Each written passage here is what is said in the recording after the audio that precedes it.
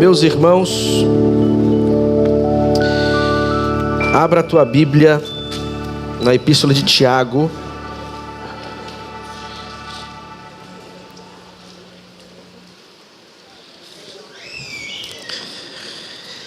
Algumas informações boas aí pra gente. A partir de quarta-feira, nós vamos começar uma nova série de estudos aqui. Quarta-feira agora um amigo meu veio pregar, Longini. Quem esteve aqui na quarta? Gente boa, Longini, né? Gostaram do Longini? Eu vi aqui, chegou de calça vermelha, camisa florida, chamando todo mundo de reverendo. Ele é presbiteriano. Eu falei, Longini, vamos te batizar aqui de novo agora por imersão. E nós iniciaremos uma nova série e por tudo, assim, tudo indica que seja Gálatas. Aí, ó, viu que bom?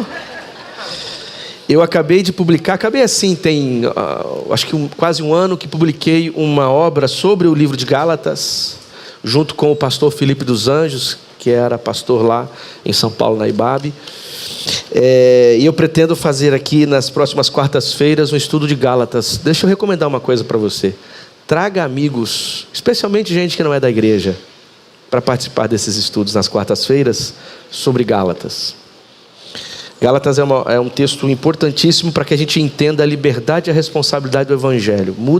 Muda mesmo o nosso jeito de pensar a fé, inclusive. E dia 3, irmãos, nem foi anunciado isso, ó. Eu vou contar para vocês segredo aqui.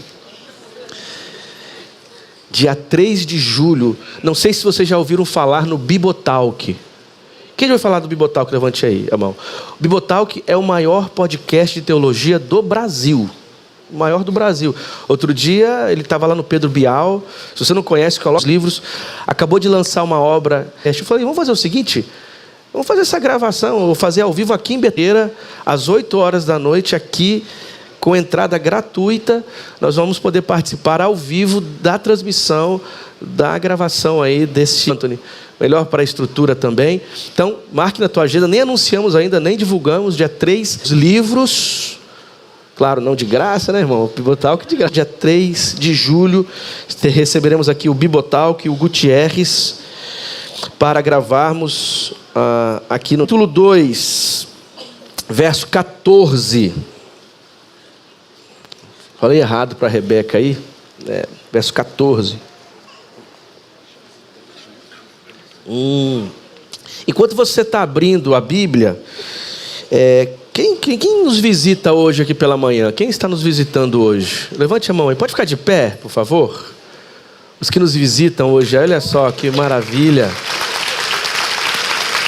Que Deus abençoe vocês, sintam-se em casa. Eu estou vendo algumas pessoas aí atrás em pé. Aqui tem uns lugares aqui para sentar. Você que está aí atrás em pé, pode ir chegando para cá. Tem lugares aqui para sentar. Tem lugar não? Fechou aqui tudo? Tem uns lugarzinhos aqui. Tiago capítulo 2, verso 14 em diante, diz assim: Meus irmãos, se alguém disser que tem fé, mas não tem obras, que lhe aproveitará isso? Acaso a fé poderá salvá-lo? Se um irmão ou uma irmã não tiverem o que vestir, e lhes faltar o necessário para a subsistência de cada dia, e alguém dentre vós lhes disser, ide em paz, aquecei-vos e saciai-vos, e não lhes der o necessário para a sua manutenção, que proveito haverá nisso? Assim também a fé, se não tiver obras, está completamente. De fato, alguém poderá objetar: tu tens a fé, eu tenho as obras. Mostra-me a tua fé sem as obras, e eu te mostrarei a fé pelas minhas obras. Tu crês que há um só Deus? Ótimo. Lembra-te, porém, que também os demônios creem e estremecem, mas estremecem. Queres, porém, ó homem insensato, a prova de que a fé sem as obras é estéril? Não foi pelas obras que o nosso pai Abraão foi justificado ao oferecer o filho Isaque sobre o altar? Já vês que a fé concorreu para as suas obras e que pelas obras é que a fé se realizou plenamente. E assim se cumpriu a escritura que diz: Abraão creu em Deus e isto lhe foi imputado como justiça, e ele foi chamado amigo de Deus. Vês que o homem é justificado pelas obras e não simplesmente pela fé. Da mesma maneira também Raabe, a prostituta, não foi justificada pelas obras quando acolheu os mensageiros e os fez voltar por outro caminho. Com efeito, como o corpo sem o sopro da vida é morto. Tiago, ele é um sonhos. E por vezes parece que você está de temor a Deus e etc. Conceitual, entende?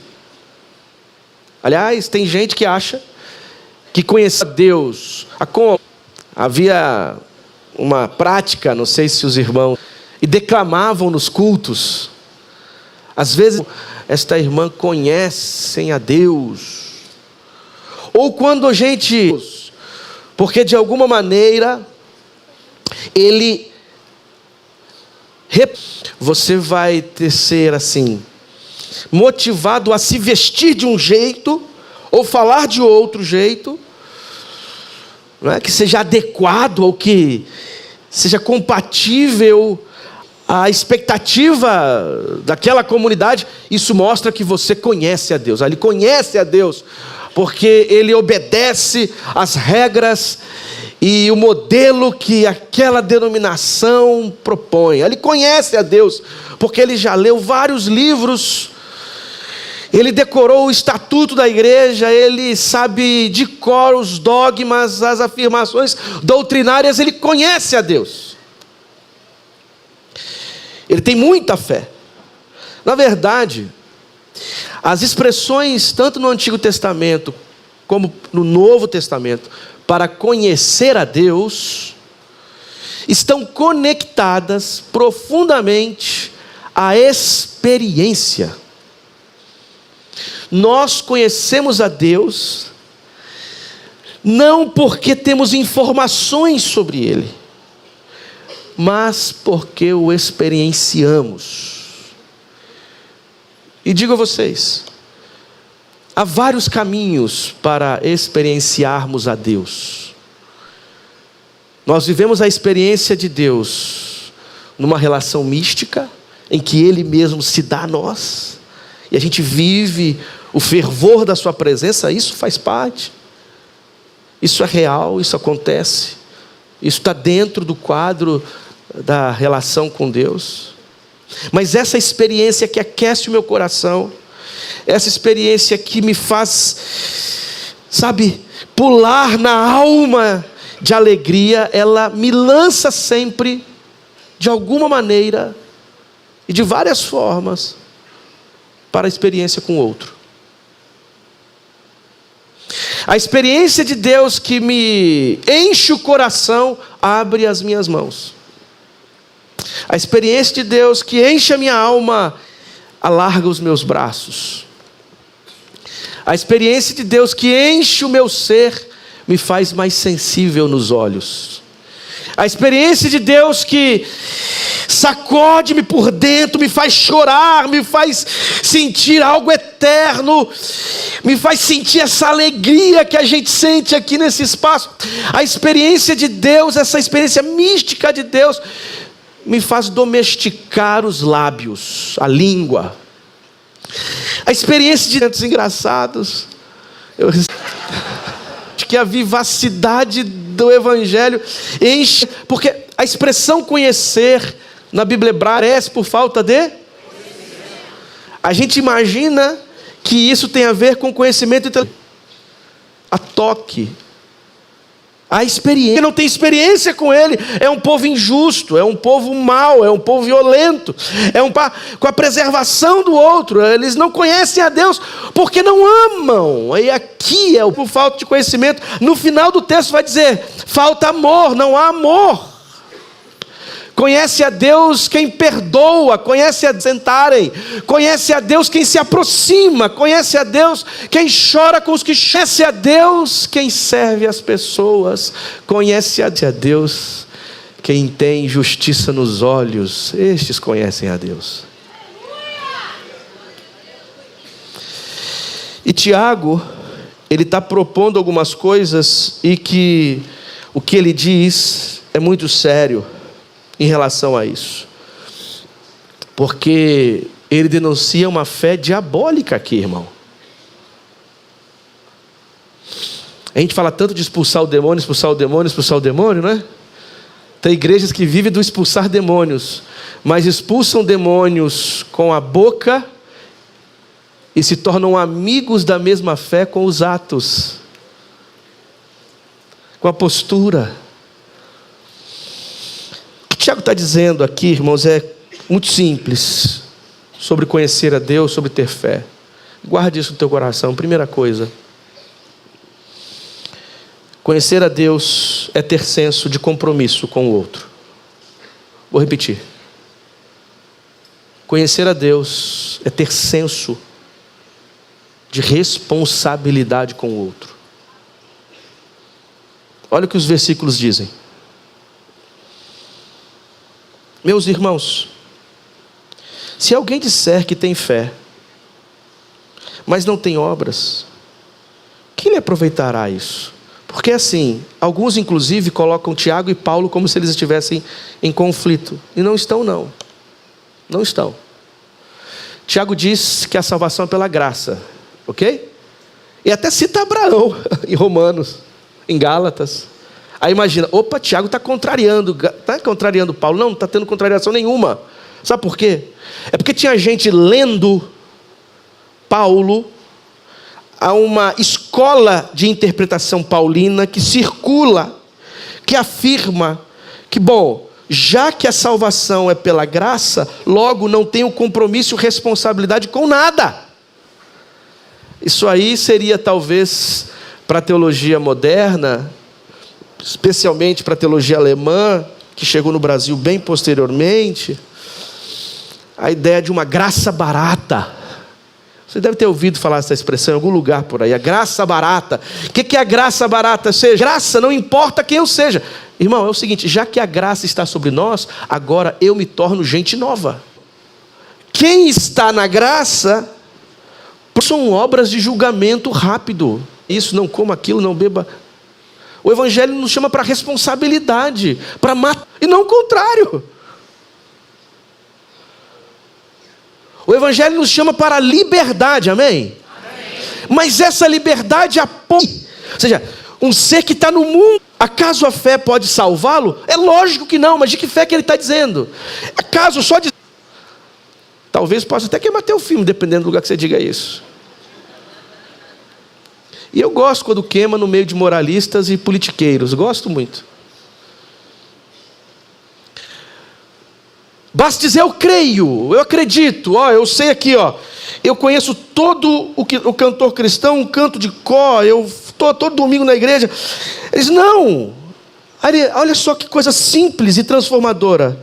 Se um irmão, uma irmã não tiverem o que vestir e lhes faltar o necessário para sobrevivência de cada dia, e alguém dentre vós lhes disser, ide em paz. Olha que perversidade. Porque eu posso ser perverso usando a linguagem sagrada. A expressão paz aqui é a mesma que aparece em outros lugares do Novo Testamento. Caris, kai e eirene. Caris, graça, kai e eirene, graça. Ou paz. Graça e paz. Caris, graça, eirene, paz. É a forma como Paulo se dirige aos seus interlocutores, seus irmãos e irmãs. assim, não, ó, vai em paz. Olha que coisa bonita, olha, parece o Judas, não é? Preocupado com os pobres. Não sei o que não vou fazer com esse dinheiro todo, né? Olha só, ela quebrou um frasco aqui, caríssimo. Ele está preocupado com nada, preocupado consigo mesmo somente. Aí ele diz, olha a crítica de Tiago.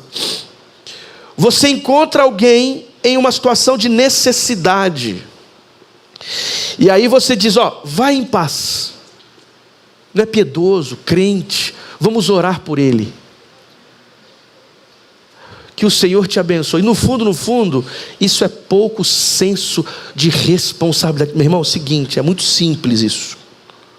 Uma vez que você aceita o Evangelho e está com Cristo na caminhada, a dor do mundo te importa. As lágrimas do outro te importam. Nós começamos a criar um senso de responsabilidade. Ah, mas eu não tenho tempo. Vai ter que criar tempo. Eu não tenho espaço na minha agenda. Mas tem que ter. Você não mais se esgota em si mesmo.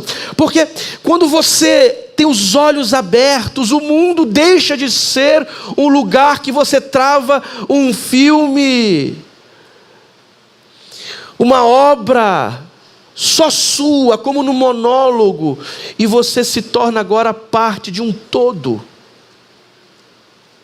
O que me faz alguém que realmente conhece a Deus, é porque eu conheço as coisas que motivam Deus, que estão no coração de Deus, e está no coração de Deus a humanidade, a dor da humanidade. Por isso Ele morre por nós. É ter ombro para quem não tem ombro. Quando Jesus se aproxima de gente que não tem esperança, Ele traz esperança. A igreja do Senhor Jesus, nós, tomados por algo que nos faz agir neste Rio de Janeiro, que dizemos que são balas perdidas, mas essas balas são bem achadas. Saber que pessoas não têm o que comer, isso precisa nos tirar. Com o que devemos investir nosso dinheiro? O que Betânia tem que fazer com esses bens que vêm aqui?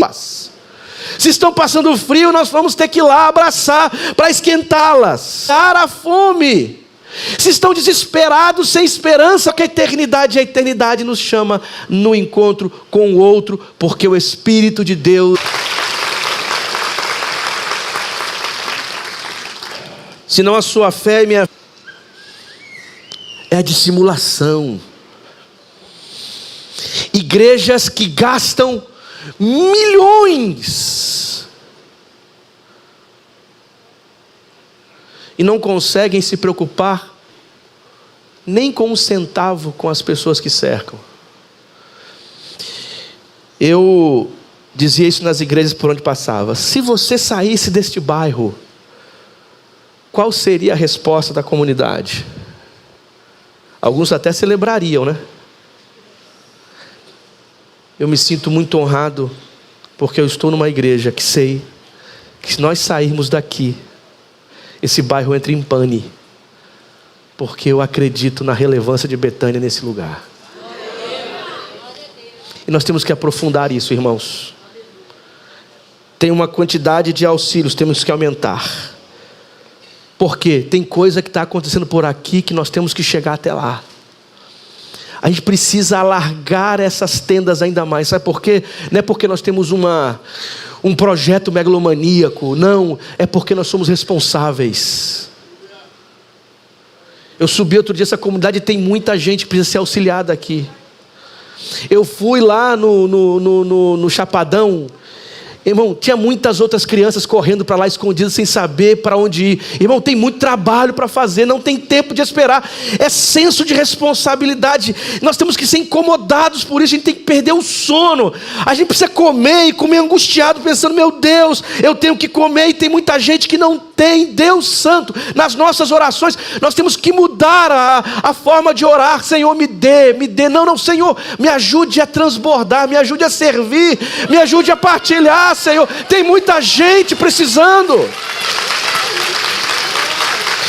A fé cristã é uma fé que nos incomoda, ela nos faz perder o sono. Jesus não veio nos trazer paz, não é isso? Ele veio trazer o quê? E aqui da consciência, ó. Porque somos egoístas demais. Nós somos egoístas demais. A igreja brasileira está engordando. Igual eu, engordando. Mas eu vou arrumar um jeito de emagrecer. Espero que a igreja também arrume um jeito. A igreja está precisando. Lá em Apocalipse fala de Laodiceia, do colírio, sabe? Se você colocasse o colírio, porque ela diz: rico sou e de nada preciso. Aí, de forma retórica, o Senhor diz: não sabes tu que és um pobre, cego e nu? Melhor seria que tomasse o meu colírio, porque igreja que é igreja, povo de Deus que é povo de Deus, não constrói simplesmente templos e palácios e luzes, mas se sente responsável. Onde você estiver, lá no teu trabalho, você precisa se sentir responsável pelo teu amigo que sofre. Você lá na tua escola precisa se sentir responsável por aquele que não está conseguindo chegar nos objetivos que deve. Você no teu bairro, na tua casa, o teu vizinho, quando você percebe a dor, quando você lida com alguém que está em crise, em depressão, quando você se encontra com alguém que você sabe que está querendo acabar com a sua própria vida, isso precisa te dar um senso de morte em si. Porque a morte do outro é a minha morte também, porque somos todos seres humanos criados pelo mesmo Deus. Então a vida do outro é a minha vida também. Isso é o evangelho. Passar disso, irmão, é conversa fiada institucional para manipular consciências vazias. O evangelho nunca serviu ou nunca deveria servir para produzir poderosos aristocratas da fé, empresário espiritual, empreendedor espiritual. Agora já tem.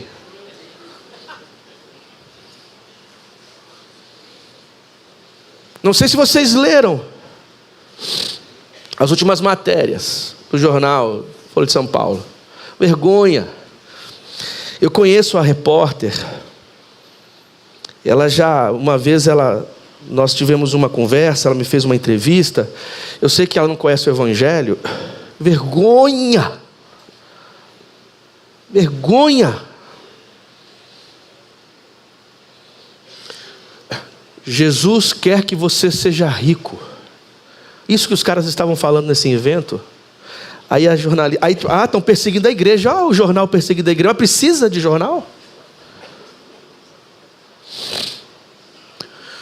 Essa semana mesmo, um rapaz, 23 anos, morreu, irmão.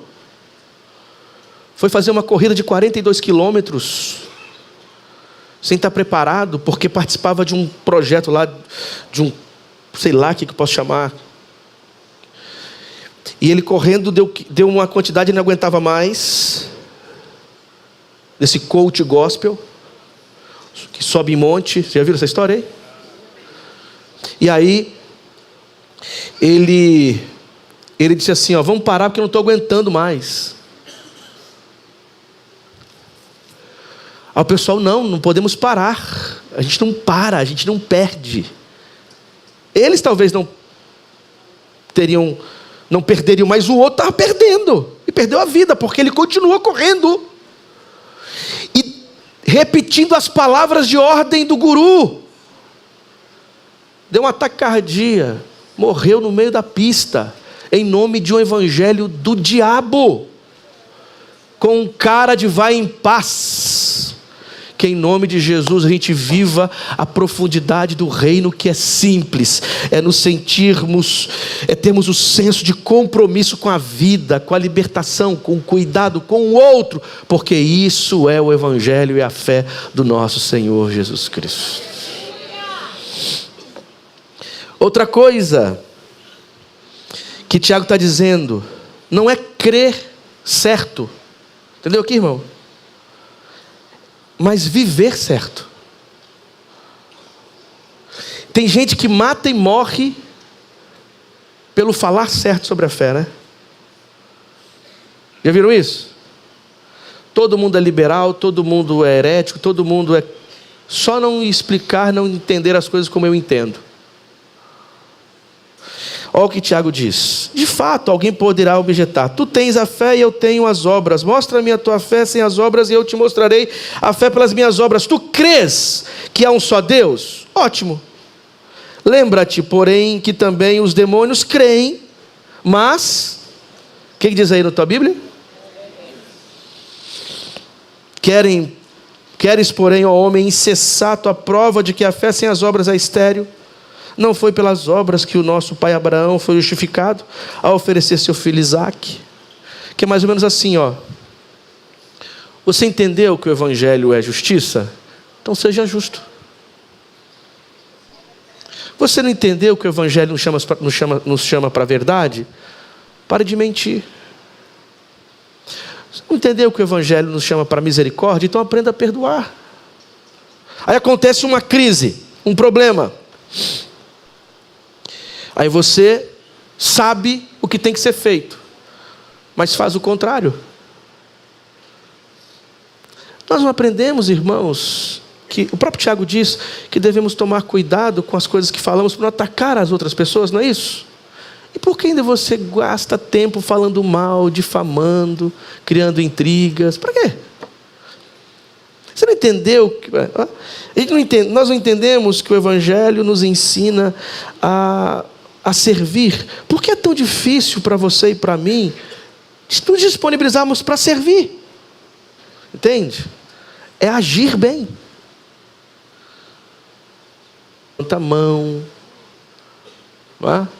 Se eu chamasse os filhos aqui, irmãos, vou fazer um gabinete aqui em casa. Quem é tua mãe? Depende, pastor. Passos do dia a dia do meu trabalho. Que tipo de gente eu sou? Difícil, né? Pô, pastor, como você faz umas perguntas dessa? Indiscreto, senhor, indiscreto demais. Que eu estou aqui para te perturbar e ser perturbado também. Sabe por quê? Porque não adianta eu pensar bem sobre Deus. Porque, como diz o texto, você crê num só Deus, isso é um monoteísmo, isso é teologia sistemática. Deus é um, Espírito e tal, trino, sei bem de Deus, tá? E o que essa trindade faz em você? Te dá senso de comunidade, de partilha, de amor, de solidariedade, de olhar para o outro? Te arranca o egoísmo? Quem é você nesse espaço aqui comunitário? Faça um exercício, vamos fazer um exercício mental assim, ó. Bota na balança.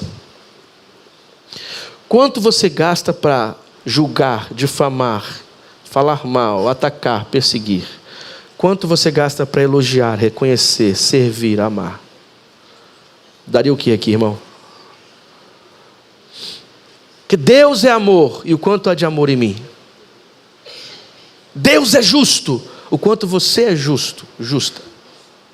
Deus é santo, ok, e aí, o que isso reflete para a tua vida? Porque santidade, deixa eu explicar uma coisa então importante. Santidade não tem a ver com austeridade. Então assim, eu sou santo, eu não estou no meio de impuros. Se nós fôssemos aplicar isso para Jesus, irmão, Jesus não seria santo não, porque Jesus estava com quem? Só com gente pura. Não é? Chamaram até Jesus de beberrão, comelão, porque vivia no meio de gente indigna, não é? Se fosse hoje, Jesus está lá no meio dos botecos, dos leprosos, de gente que você não aceita nem como ser humano. É lá que, só que Jesus estava lá dizendo o seguinte, ó, tem um outro jeito de ser no mundo. Porque ouro, ele é ouro na lama, na água e no seu braço aí bonito também. Não adianta só conhecer. Quantos anos você tem de conhecimento de Deus, hein? Eu sei todas as informações sobre Deus. Tenho 30 anos de comunidade de fé. A minha pergunta é, o quanto isso fez sentido para a vida de outras pessoas? Quanto há de vida em você e quanto há de morte em você? quanto há de misericórdia e quanto há de ódio em você. Quanto há de serviço e o quanto há de perseguição em você. Quanto há de elogio e o quanto há de acusação. Não só de conhecer certo sobre Deus, as sementes de um outro mundo possível. Que é possível sermos outro tipo de gente. A gente ama as pessoas. Será que a gente pode escancarar essas portas e venham, quem você seja? É possível que você seja exortado a algumas coisas, mas aqui você vai ser respeitado, as suas limitações, com seus amores, com suas crises, com as suas indecisões, com as suas... A gente vive Deus aqui, a gente vive Deus em casa, a gente vive Deus no trabalho, a gente vive Deus pelas ruas, e nós vamos transbordando Deus por cada viela, por cada beco, por cada encontro, por cada pessoa que a gente trata. A gente transborda Deus, a gente não só fala de Deus, a gente não só pensa a Deus, a gente experiencia Deus. Venham, venham.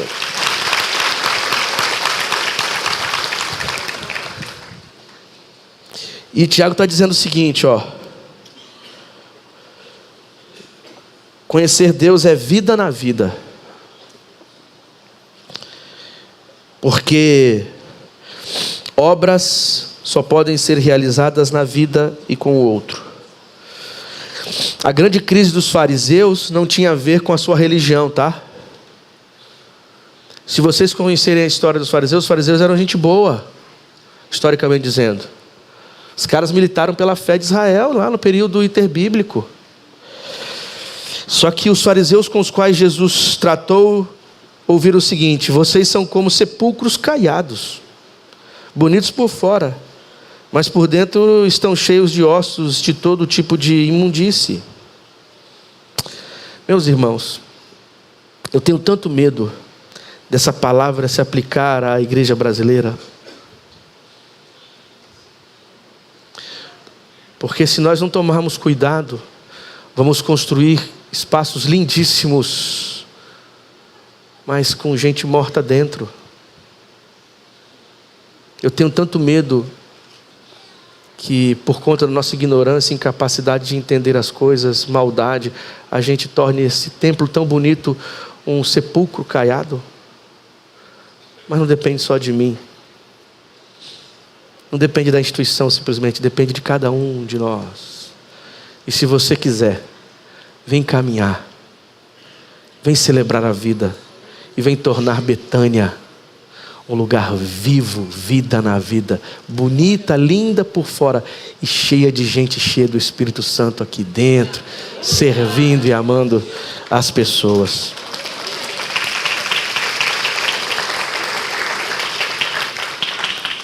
Então, não vamos ter compromisso com quem promove a vida, a morte. Nós não estamos aqui preocupados com os sistemas da religião. Não me importo com a convenção, não me importo com a ordem dos pastores, não me importo com o sínodo nenhum, não me importo com nada disso, me importo é com gente. Não me importa o que os pastores políticos pensam, não estou nem aí se a ordem gosta ou não gosta, não estou nem aí, eu quero celebrar com eles. Querem fidelidade, querem amor, vamos caminhar. Querem política, querem poder, não estou aqui para isso e nem Betânia está. Não me preocupo, com todo o respeito, nem um pouco sequer, com os esquemas. Não me preocupo com os esquemas. Eu me preocupo com vida na vida, com que tipo de gente nós estamos nos tornando aqui. Me preocupo com vocês e quero que vocês se preocupem comigo e nos preocupemos uns com os outros para tornar essa igreja um espaço, uma verdadeira expressão de um Deus que nos convida a vivermos aqui um outro mundo possível.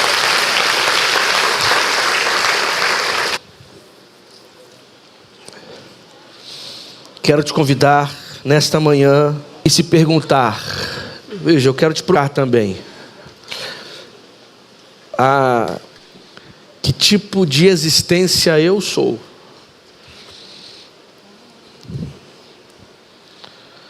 O quanto em mim há sensibilidade em relação ao outro. O quanto de mim serve para atingir o outro, com a língua, com o jeito de agir, com os esquemas.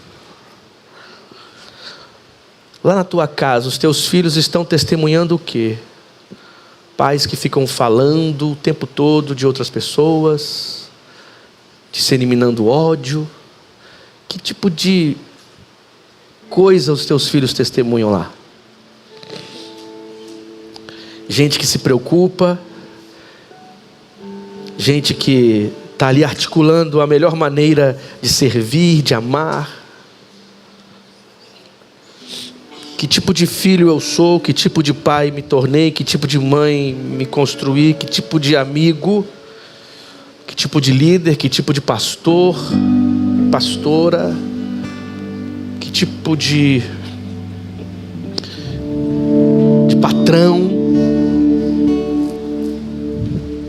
que tipo de gente eu tenho sido. Porque Tiago está dizendo assim, crer, até os demônios creem. Entendeu isso? Isso é muito sério, meu irmão. Você acredita que há um só Deus? Pois é, né? Pois é. Sabe os demônios? Então, eles também sabem disso. E estremecem só. Te convido essa manhã a não só saber que há um só Deus, mas viver. E que seja aqui com a gente, Betânia, sabe? Com a vida. Feche teus olhos aí. Vamos orar. Vamos orar. Eu quero te dar alguns segundos aí para que você ore.